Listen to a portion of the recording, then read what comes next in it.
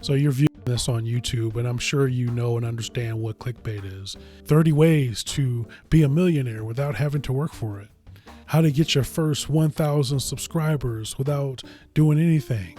When we click on these titles and they don't deliver what they say they're going to deliver in the title, obviously that's clickbait. They baited you into clicking on the thumbnail just so they can get that 30-second, 1-minute view, or however long it takes you to figure out that they're not going to deliver on what they promised. So as I'm reading the text today, I'm wondering if we have many Christians like that today. Christians who profess to be one thing, but they're altogether another.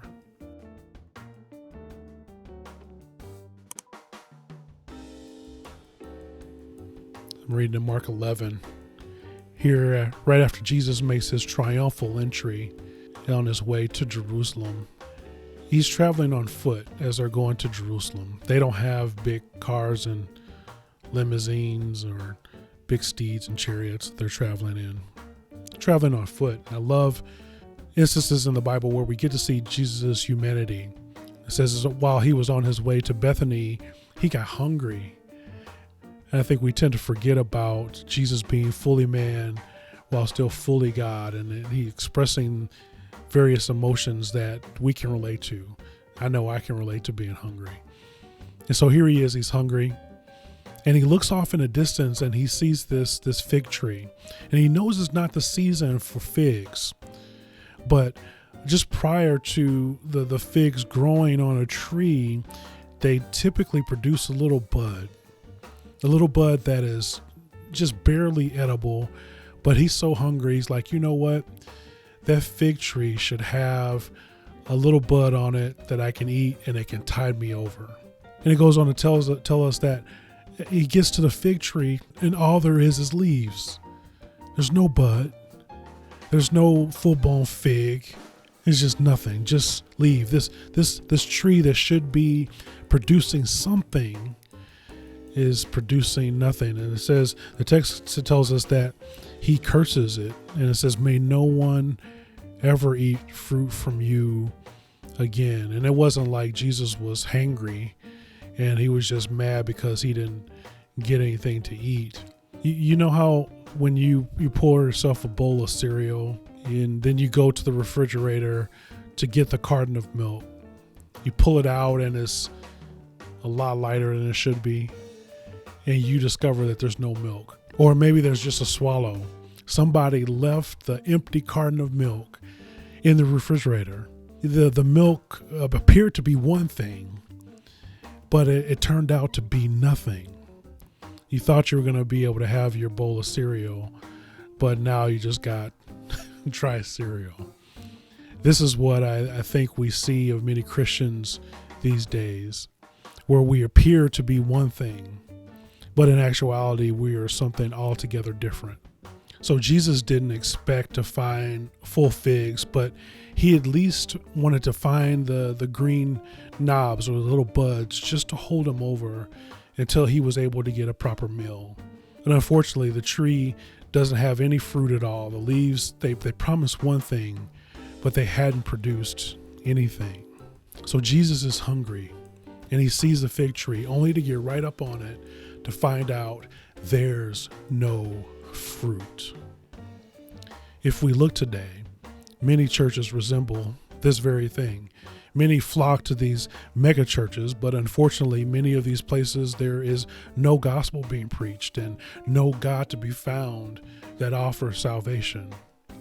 Brothers and sisters, this is something that we ought to be careful of. While we say that we're professing Christians and we have the fruit of righteousness and this devotion to God, are we actually dry leaves?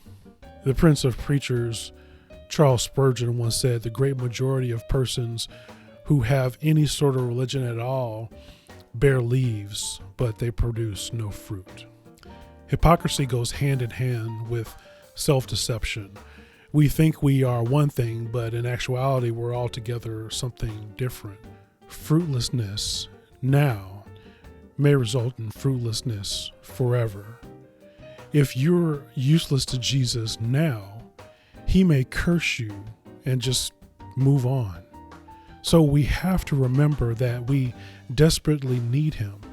He's not coming to us as if we have anything to add to him. We need him to save us.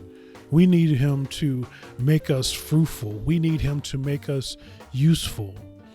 If we turn his church into a religious country club that's full of hypocrisy and just unfruitfulness, then we deserve his curse instead of his blessing.